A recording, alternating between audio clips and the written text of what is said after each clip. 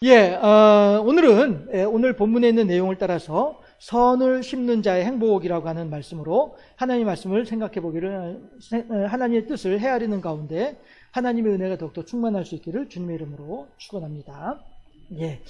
지금 이 8절을 보게 되면은요, 8절을 보면은 이런 얘기를 하잖아요.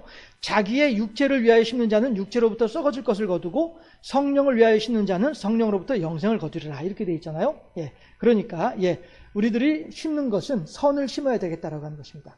성령을 따라서 하나님께서 원하시는 선을 심음으로 말미암아서 하나님의 뜻을 준행하고 하나님의 뜻을 준행하는 가운데 누리는 행복을 우리가 만끽하자. 이런 의미로, 이런 뜻에서 함께 이 제목을 정해보았고 오늘 말씀을 함께 들어보기를 원합니다. 그 전에 또 매주마다 하는 서로를 향한 축복의 시간을 갖도록 하겠습니다. 빛이 있으라. 할렐루야. 빛이 있으라. 좋습니다. 오늘은 이제 맥주 감사 주일이고요. 이스라엘의 절기로 봐서는 맥주 감사 주일은 오순절이 맥주 감사이죠. 그런데 이제 우리 통합 교단에서는 이제 7월 첫째 주를 맥주 감사 주일로 지키고 있습니다.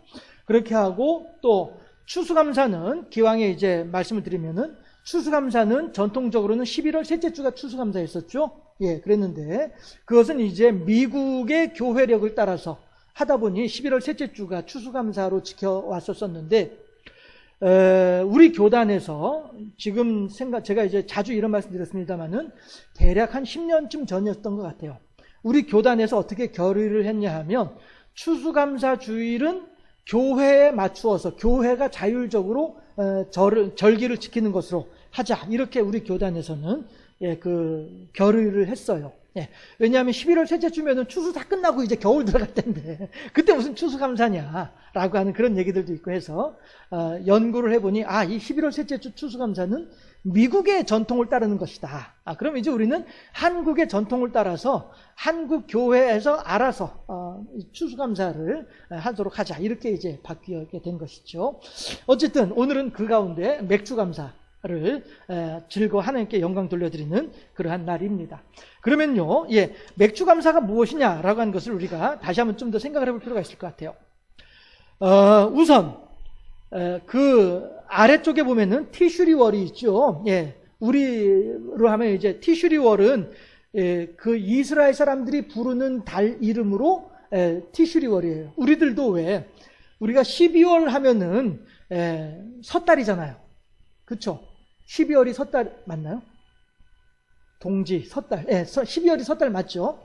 그리고 1월은 정월이라고 부르고, 그쵸? 뭐 이렇게, 그 달을 부르는 그 이름이 따로 있잖아요. 1월, 2월, 3월, 4월 있는데, 이스라엘 사람들도 마찬가지로 우리들이 1월, 2월, 3월, 4월 할 때에 그 사람들의 부르는 이름이 따로 있는 거예요. 그랬을 때에 그 사람들의 부르는 이름은 1월은 니산이라고 불렀고요. 그 다음에 7월은 티슈리라고 불렀단 말씀이에요.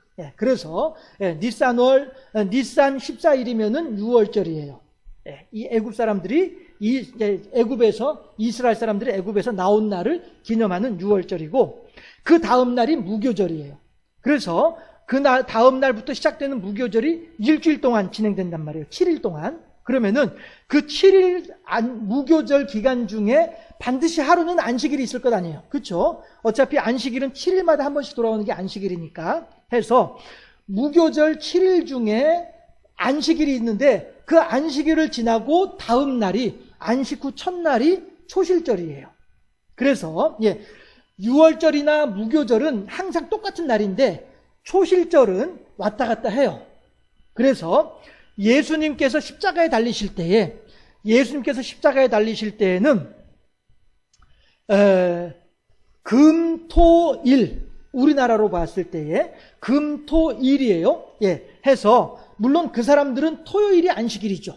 그렇죠? 이스라엘 사람들한테는 토요일이 안식이에요. 그런데 그날따라 그 해에는 14일이 금요일이었어요. 6월절이 금요일이었어요. 그 다음에 15일이 무교절이 시작되는 15일이 무교절이 시작된 날이니까 근데 그 15일이 안식일이었어요. 안식일이었고 초실절은 안식 후 무교절 기간 중에 안식 후 첫날이 초실절이니까 그러니까 지금으로 말하면은 일요일이 안식 후 첫날이 되는 거예요. 그래서 예수님께서는 금요일 날 숨이 끊어지셨다가 토요일 날 죽음 가운데 계셨다가 일요일 날 일어나신 거예요.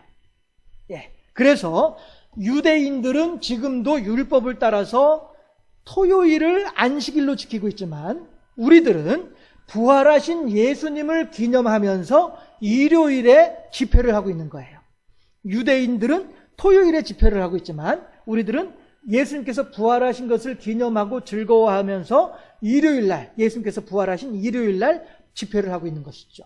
예. 그래서 제7일 안식교 같은 사람, 그러한 종파 사람들은 지금도 일요일이 아니라 토요일 날 그들은 집회를 하고 있죠. 예. 이것이 그 하나님의 말씀대로 우리들은 산다, 뭐 이렇게 주장을 하면서 하는 사람들인데, 그 사람들은 예수님의 부활하신 것에 대해서는 의미를 축소시키는 일이 되는 것이다. 이렇게 우리가 생각을 해볼 수 있겠고요.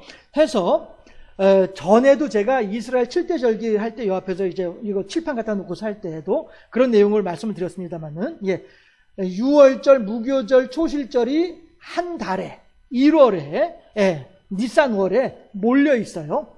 몰려 있고 그 다음에 끝에 계절로 말하면은 가을, 계절로 말하면은 가을. 그런데 월로 말하면은 7월, 티슈리월. 그런데 티슈리월이 실은 이스라엘 사람들한테는 한 해가 시작되는 날이에요. 우리는 1월 1일이 한 해가 시작되는 날이잖아요. 정월 초하루가 한 해가 시작되는 날이잖아요. 그런데 이스라엘 사람들은 7월 1일이 한 해가 시작되는 날이에요. 그러니까 7월 1일이 새해 첫날이에요. 이 사람들한테는. 그래서 티슈리월인데 우리말로 하면은 7월이 되는 거예요. 7월 1일이 나팔절이에요. 그래서 새해 첫날이에요. 그 다음에 7월 10일이 대속죄일이고요. 7월 15일부터 또 일주일 동안 수장절. 이렇게 되는 거예요. 수장절이 뭐냐 하면은 거둘수 감출장. 그쵸? 해서 거두어서 보관한단 말이에요. 한자로 말하면은 이게 수장절이 한자어거든요. 대속죄일도 그렇고 한자어고요. 해서 추수한 것을 창고에 다 모아두고 있는, 추수를 끝내고 창고에 다 모아두는, 추수를 끝내는 날이 15일이에요. 7월 15일. 그래서 수장절이에요. 그래서 한 해 농사를 다 끝냈으니까 이제 우리가 또 일주일 동안 쉬자, 하나님의 은혜 가운데서 안식하자 해가지고 7일 동안 또 수장절에 축제를 지내게 되는 거예요. 그리고 수장절은 다른 말로 하면은 여긴 적어놓지 않았는데 초막절이라고도 해요. 왜냐하면 이 이스라엘 남자들이, 여자들은 빼고 남자들이 광야에 나가서 초막으로 집을 짓고 움막을 짓고 일주일 동안 사는 거예요. 다른 거 아무것도 안 하고 그냥 거기서 그냥 지내다 오는 거예요. 그래서 초막절이라고도 해요. 그러면 초막절의 규례에서 하나님께서 뭐라고 말씀하시냐면은 훗날 너의 자손들이 우리가 어찌 이렇게 하느냐라고 묻거든. 아니 아버지, 우리 저 집이 편안하게 모든 환경이 다 갖추어져 있는 집이 있는데 왜 그 집을 놔두고 이렇게 들판에 나와가지고 이 움막을 짓고서 낮에는 뜨겁고 밤에는 추운 이곳에서 이렇게 고생을 하면서 지내야 됩니까? 라고 너희 자식이 너에게 물어보거든. 너는 이렇게 답해 주어라. 왜냐하면 우리 조상들이 애굽에서 400년 동안 종살이 하다가 하나님께서 강한 손과 펴신 팔로 이스라엘 너희 조상들을 구원해 내가지고 광야에서 40년 동안 생활했는데 그때에 그들은 농사를 짓지도 아니하였고 길쌈도 하지 아니하였음에도 불구하고 그들은 옷이 낡아지지 아니하였고 신발이 닳아지지 아니하였고 병들어 죽은 자가 없었느니라. 하나님께서 너희 조상들을 40년 동안 광야에서 먹이시고 입히시고 돌봐주셨던 것에 대해서 잊지 말라고 우리들도 조상 대대로 초막절이 되면 추수를 마치고 나면 하나님께서 농사할 수 있도록 허락하시고 바람을 주시고 비를 주시고 햇볕을 주셔서 이 씨앗이 잘 자라나서 우리들에게 1년 먹고 살기에 부족함이 없는 풍족한 양식을 주셨으니 이것에 대해서 감사하며 이 모든 일들이 하나님께서 허락하신 은혜인 것으로 알고 그 하나님께 영광 돌려드리기 위해서 우리가 일주일 동안 이렇게 나와서 초막에서 지내는 것이다. 우리 조상들을 지켜주셨던 하나님께서 오늘 우리들도 지켜주신다는 것에 대해서 우리가 알 수 있도록 하기 위해서 하나님께서 우리들에게 수장절이 되면, 초막절이 되면 일주일 동안 이 들판에서 생활하라고 하는 명을 하신 것이다. 이제 너희들이 커서 너희들이 아버지가 되면, 남자들만 초막에 살고 있으니까 너희들이 아버지가 되면 너희 자식들에게도 마찬가지로 내가 지금 너희들에게 가르쳐 준 것처럼 너희도 너희 자식들에게 이것을 가르쳐 줘야만 해. 우리 조상들을 돌봐주신 하나님께서 오늘 우리들도 돌봐주신다는 것을 잊지 말라고 하는 의미에서 우리들은 일주일 동안 초막에서 지내는 것이다. 이것을 너희 자식들에게도 잘 알려주어야 된다. 알겠느냐? 예, 아버지. 이런 일들이 이제 있었단 말씀이에요. 이게 초막절의 규례예요. 아버지가 아들에게, 그 아들이 다시 또 아버지가 돼서 또 아들에게, 이렇게 조상 대대로 전해져 내려오는 하나님의 율례와 규례, 이것을 가르치기 위하여서 초막절을 지켜라 라고 하셨던 것이죠. 자, 어쨌든 이렇게 해서 새해가 시작되어지는 7월에 농사들은 마무리하면서 안식하는 거예요. 한 해의 시작을 하나님과 더불어서 안식으로 시작한 사람들이 이스라엘 사람들이었었어요. 예. 우리들도 마찬가지로 예수 믿고 천국 갑시다, 예수 믿고 구원 받읍시다 라고 할 때 예수를 믿느니 내 주먹을 믿겠다, 예수를 믿더니 내 통장을 믿겠다, 이러던 사람들이 있었단 말이에요. 그런데 그러던 사람들이 어느 순간에 예수 믿고 구원 받읍시다, 아유 아멘 할렐루야, 아이고 저도 교회 다닐게요 하는 그 순간, 그렇죠? 이 순간은 이 사람은 새로운 인생이 시작되는 거예요. 그렇죠? 마치 한 해가 쭉 진행되다가 7월이 돼서야 새해 첫날이라고 하는 것처럼 말이죠. 우리들도 우리들의 인생을 쭉 살다가 어느 한순간에 내가 오늘부터 예수 믿어야지, 내가 오늘부터 교회 다녀야지 하는 그 순간이 바로 새로운 인생이 시작되는 날이에요. 이스라엘의 한 해가 시작되는 이 내용 속에서도 이러한 의미가 있거든요. 그러면 그 새롭게 시작되는 나의 인생은 어떻게 시작되느냐? 이스라엘 사람들이 하나님의 은혜 가운데 하나님의 허락하신 안식을 누리면서 그 한 해를 시작하듯이 이 가로늦게 나중에 예수를 믿게 된 이 사람들도 마찬가지로 그때부터 하나님과 더불어서 새로운 인생을 살게 되는 거예요. 그런데 그 새로운 인생이 어떤 인생이에요? 행복한 인생이란 말이죠. 여러분들, 예수 믿은 사람들이, 특히나 이제 그 은혜 받은 사람들이, 그러니까 거듭남의 체험을 한 사람들이, 구원의 확신을 얻게 된 사람들이 대체적으로 하는 얘기들이 뭐냐면은 너무너무 기쁘고 너무너무 행복하고 너무너무 감사하고 이런 이야기들을 한단 말이에요. 저도 처음에는 그 사람들 하는 얘기 들으면서 저 가식덩어리, 저 거짓말쟁이, 저 믿을 수 없어, 이렇게 저도 생각을 했었거든요, 사실. 제가 은혜 받기 전에는. 그런데 제가 은혜를 받고 나니까 제가 구원의 확신을 얻게 되고 하나님께서 나를 사랑하신다는 사실에 대해서 분명한 확신을 얻게 되니까, 예, 저도 그 사람들처럼 그렇게 눈물을 줄줄줄 흘리면서 하나님 이러고 다니더란 말씀이에요.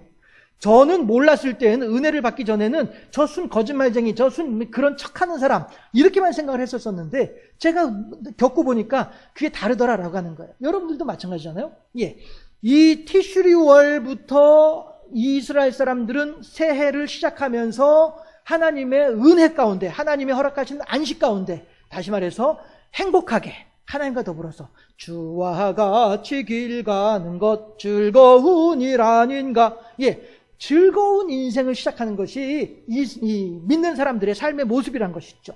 해서 예, 이 7월 1일이 새해의 첫날이다라고 하는 것이 이런 의미를 가지고 있다라고 하는 것이고요. 사실 이 7대절기를 가지고 얘기를 하려면요, 한두 가지가 아니에요. 제가 지금 이것도 지금 원고에 없는 내용을 지금 말씀드리고 있잖아요. 예. 어쨌든 이걸 가지고 얘기를 하려면 한두 가지가 아니고요, 시간이 짧아요. 그러니까 중요한 것은 이거예요. 1월에 유월절, 무교절, 초실절이 묶여있고 몰려있고, 그 다음에 쭉 시간이 지나가지고, 예, 거의 6개월이 지난 거죠. 7개월 가까이 지나가지고, 예, 나팔절, 대속죄일, 그 다음에 수장절이 몰려있어요. 몰려있는데 그 중간에 50일 지나서 초실절로부터 50일째 되는 날이 오순절이고 맥주감사절이니까, 예, 이 중간에 50일째 되는 이 날이 맥주감사주일인데, 예, 이것은 무엇을 의미하느냐면은 하나님의 구속사가 무엇이냐 하면 하나님께서 사람을 구원하기 위해서 행하시는 일들을 살펴보는 것을 구속사라고 이야기를 하거든요. 그 하나님의 구속사로 보았을 때에는 처음에 예수 믿기 시작하면서 내가 오늘부터 예수 믿어야지, 할렐루야 감사해, 이렇게 할 때, 저의 경우를 가지고 말씀드리면은 제가 처음에 은혜 받았을 때 정말로 그냥 방방 뛰고 이랬었어요. 그래가지고 휴가 나와가지고 어머니한테 자랑을 하는 거예요. 엄마 있잖아요. 참 그때 제가 첫 번째 휴가 나올 때부터는 엄마라고 하지 않고 어머니라고 불렀으니까 아무튼 어머니 제가 있잖아요. 기도를 하니까 이런 일이 생기고 저런 일이 생기고 이렇게 제가 자랑을 했어요. 자랑을 했더니 어머니가 하시는 말씀이, 지금은 하나님이 너의 두 손을 딱 붙잡고 계시니까 그런 일이 있는데 얼마 안 있어서 하나님께서 너의 두 손을 딱 놓는 일이 있을 거야. 그때 조심해야 돼. 이러시더라고요. 그런데 처음에는 이러고 말았었어요. 그런 일 없어. 이렇게 생각하고 말았었어요. 그랬는데 아니다 다를까 진짜 아무리 기도를 하더라도 마음에 감동도 없고, 물론 기도 응답도 없고, 찬송을 해도 기쁨이 없고 말이죠. 아무튼 엉망진창인 이런 때가 오더라고요. 그런 때 필요한 게 뭡니까? 맥주절인 거예요. 그런 때 필요한 게 맥주절이에요. 그래가지고 이 맥주절이 바로 이렇게 첫사랑의 뜨거움을 가지고서 지내다가 이 첫사랑의 뜨거움이 사그라들면서 힘이 없어, 내가 뭔가 굶어, 아이고 내가 뭔가 없는 것 같아, 내가 이거 예수 믿는지 안 믿는지 이렇게 느껴지는, 믿음이 연약해지는 그때에 하나님께서 짠 하고 보여주는 것이 이것이 하나님의 은혜이더라라고 하는 거예요. 그리고 그 은혜를 경험을 하고 나니 그 뒤에는 더 이상 요동함이 없이, 흔들림이 없이 천국에 가는 그때까지 그 길을 걸어갈 수 있겠더라라고 하는 것입니다. 이게 맥주절이에요. 그리고 그러니까 맥주절이 결국에는 2월 중순쯤이 맥주절이 아니겠어요? 이스라엘 사람들 달력으로 보면은 2월 중순쯤이 맥주절이고, 그 다음에 3월, 4월, 5월, 6월, 7월 5개월 동안은 아무것도 거두는 것이 없어요. 그럼에도 불구하고 이스라엘 사람들은 살아남는단 말이에요. 어느 때까지요? 7월 2일까지, 한 해가 시작될 때까지. 이런 것처럼 우리들도 마찬가지로 이 맥주절의 은혜를 경험한 사람들은 이제 어떻게 해요? 하나님의 나라에 갈 때까지 그 믿음이 흔들리지 않는다는 것이죠. 물론 중간중간에 시험을 들기도 하고, 중간중간에 이렇게 성령이 좀 소진되어지기도 하고, 이런 일들도 있긴 하겠습니다만은, 그럼에도 불구하고 믿음의 근본이 흔들리진 않더라라고 하는 거죠. 믿음의 근본이 왔다 흔들리진 않더라. 그런데 저의 경험으로 봤을 땐 그렇더라라고 하는 거예요. 첫사랑이 뜨거움을 가지고 막 이렇게 지내다가 한 몇 년 지나고 난 뒤에 완전히 사그라들어가지고 이게 믿는 사람인지 아닌지도 모를 정도로 이렇게 사그라들었던 때가 있었는데, 그때에 다시 한번 은혜를 경험을 하고 보니 그 뒤부터는 왔다 갔다 할 수는 있어도 밑바닥까지 흔들리진 않더라. 이런 일들을 제가 경험을 했던 적이 있었는데, 그래서 제가 여러분들한테 자주 이 맥주절에 대해서 설명을 할 때마다 말씀드리는 것이 뭐냐면은, 고속도로를 가다가 중간에 휴게소를 들르는 것과 마찬가지입니다 라고 한 얘기를 하는 게, 그래서 그래요. 휴게소에 들르면은 화장실도 다녀오기도 하고, 몸을 쉬기도 하고, 이렇게 먹기도 하고, 그래서 새롭게 힘을 얻어가지고 목적지까지 갈 수 있잖아요. 그렇죠? 이런 것처럼 맥주절이라고 하는 것은 이렇게 첫사랑의 뜨거움을 가지고 있던 사람들이 천국에 이르기까지 그 중간에 한 번씩은 대부분 경험을 하게 되는 믿음의 확신조차도 흔들흔들하는 그러한 순간이 올 때에, 그때에 하나님께서 먹을 것과 입을 것과 쓸 것을 공급해 주시는 하나님이신 것을 맥주절을 통해서 보여주심으로써 우리들에게 믿음의 확신 가운데 거하면서 더 이상 이제 흔들림 없이 천국에 이르기까지 우리들의 신앙을 잘 유지하고 간직할 수 있기를 바라는, 이러한 하나님의 베풀어 주시는 은혜가 맥주절이더라 라고 하는 것을 생각을 해볼 수 있겠다라고 하는 것입니다. 이제부터는 읽겠습니다. 너무 시간이 많이 지나서 이제부터는 읽겠습니다. 요렇게 이제 맥주절에 대해서 얘기를 하고요. 결국 이제 이스라엘 7대 절기는요, 이 하나님의 구속사를 그대로 축소시켜 놓은 것이 맥주절이다라고 보면 좋을 것 같아요. 해서 맥주절에는 보리를 추수하고요. 그 다음에 수장절, 가을에는 포도와 무화과 등 과일을 추수하는 것이 이스라엘 사람들의 1년 농사입니다. 그래서 이 짧은 내용 속에는 제가 그냥 읽을게요. 예, 이 짧은 내용 속에는 너무도 다양한 하나님의 인류 구원의 계획이 있는데 그 중에 오늘은 본문 말씀을 따라 추수하는 것에 집중해서 하나님의 음성을 듣는 중에 영광을 돌려드리고 큰 은혜를 받는 시간이 될 수 있기를 주님의 이름으로 축원합니다. 예, 이제 설교 마칠 때 됐는데 지금 이러고 있다. 예, 아무튼 제가 부지런히 읽어보겠습니다. 지난주에는 부지런하고 지혜로운 농부가 발견한 밭에 감추인 보화의 예화를 들어드렸습니다. 그렇죠. 예. 밭에 감추인 보화의 비유, 그 다음에, 값진 진주를 발견한 장사꾼의 비유, 예, 요 비유가 있었었죠. 예. 그랬을 때에, 장사꾼의 비유는 우선 두고, 예, 밭에 감추인 보화를 발견한 농사꾼. 이 농부는 어떤 사람이냐면은 그 땅이 내 땅이 아니에요. 소작하는 땅이란 말이에요. 예. 소작하는 땅이고, 이 소작하는 땅이 이 소작농이 한두 번 바뀐 게 아니에요. 적어도 내 앞에 다른 사람이 이 땅을 붙이고 있었어요. 그랬는데 땅 주인이 무슨 일인지는 몰라도 어쨌든 간에 그 땅을 그 농부에게서 빼앗아 가지고 지금 이 농부에게 준 거예요. 어이 김씨, 자네가 올해는 이 땅을 한번 붙여봐봐. 이렇게 이제 한 거란 말씀이죠. 그래서 그 땅을 가서 이제 농사를 지으려고 하면서 어떻게 했냐면은 땅을 깊이 갈아엎은 거예요. 땅을 깊이 갈아엎는 이유가 뭐예요? 지력을 높여가지고 소출을 많게 하려고 땅을 깊이 갈아엎는 거잖아요. 해서 땅을 깊이 갈아엎었단 말이에요. 그러면은 앞에 있던 농부들은 어떻게 일한 거예요? 그냥 대충 한 거예요. 깊이 갈아엎지 않고 그냥 대충 갈아엎어가지고 씨앗 뿌리고 그거 이제 거두고 이렇게 살았던 거예요. 그런데 이 농부는 다른 앞에 있던 농부들보다도 더 깊이 땅을 갈아엎었어요. 왜 그렇습니까? 많은 곡식을 거두고 싶으니까 땅을 깊이 갈아엎은 거죠. 왜 많은 곡식을 거두게 되나요? 먹을 입이 많아서 그런 거예요.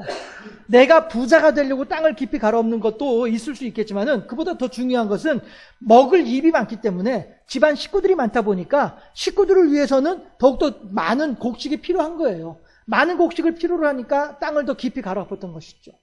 다시 말해서 이 농부는 가족들을 위해서 희생할 줄 아는 사람이란 말이죠. 내가 속해 있는 공동체를 위해서 헌신하고 봉사할 줄 아는 사람이더라라고 하는 것이죠. 하나님의 영광을 위해 너희는 먼저 그의 나라와 그의 의를 구하라라고 하시는 그 하나님의 뜻을 위하여서 열심히 헌신하고 충성하는 사람의 모습이더라라고 하는 것입니다. 그렇게 했을 때에 이 농부가 감추어져 있는 보화를 발견할 수 있게 되는 거예요. 그리고 그 보화를 가지고 어떻게 합니까? 이제 그 땅에서 나는 소출보다도 더 많은 것을 가지고 더 이렇게 넉넉하게 식구들하고 생활할 수 있게 그 고생 끝에 낙이 오는 이 상황이 되는 것이다라고 하는 것이죠.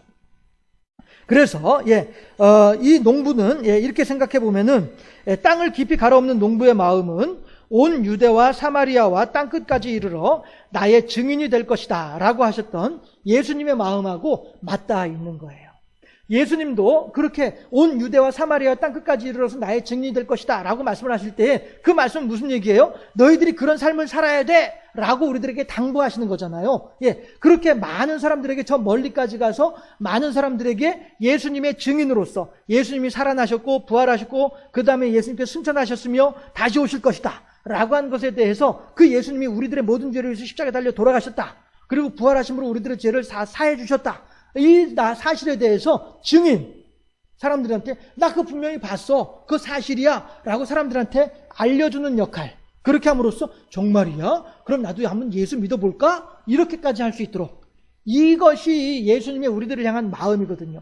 그렇게 가서 많은 사람들한테 내가 살아났다는 것을 좀 얘기를 해. 알았지? 이것이 온 유대와 사마리아 땅끝까지로 나의 증인이 되리라 라고 하는 말씀 속에 담긴 하나님의 뜻이란 말이에요.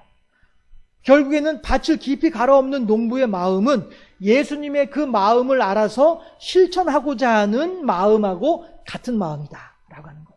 나 혼자 잘 먹고 잘 살고 나 혼자 천국 가는 것으로 끝나는 것이 아니라 나뿐 아니라 내 딸린 식구들을 사랑하고 염려하는 그 마음이나 하나님께서 내게 맡겨주신 영혼들을 사랑하고 염려하는 마음이나 같은 마음이다 라고 하는 것이죠.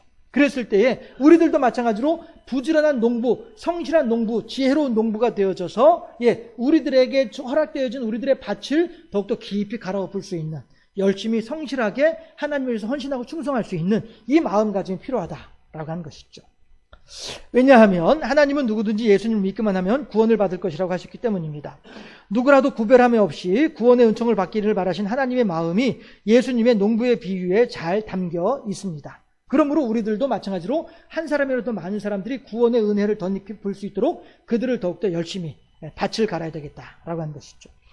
우리도 이러한 하나님의 마음을 깊이 헤아려서 땅을 깊이 갈아엎는 농부의 마음으로 한 영혼으로 하여금 구원에 합당한 믿음의 소유자가 될 수 있도록 힘쓰고 노력하는 하나님의 착하고 충성된 종이 되어야만 하겠다라고 하는 것입니다. 이런 관점에서 본문을 보게 되면 그 의미가 더욱더 분명해지게 됩니다. 사실 갈라디아 6장 6절 말씀은요, 제가 어렸을 때 부흥에 참석을 해보니 부흥 강사 목사님이 그런 얘기를 했었어요. 여러분, 가르침을 받는 자는 말씀을 가르치는 자와 모든 좋은 것을 함께 하라고 했습니다. 그러니까 여러분들만 좋은 거 잡수지 마시고 여러분들의 목사님한테 좀 좋은 거 갖다 드리고, 이렇게 설교하신 목사님이 있었어요. 저희 순복음교회, 지금도 한 번씩 이렇게 순복음 교단 쪽에서 이름이 알려져 있는 그런 양반인데요. 그 양반이 그렇게 설교를 했었어요. 제가 어렸을 때 들었던 내용이었는데. 그러면서 하신 말씀이, 그 당시에 저희 차 이름이 그 당시에 좋은 차가 뭐였더라? 아무튼 전에 무슨 얘기를 하면서, 여러분들은 그런 차 타고 다니시면서 이 목사님은 지금 봉고차 타고 다니십니다. 이게 될 말입니까? 이렇게 설교를 이렇게 하더라고요.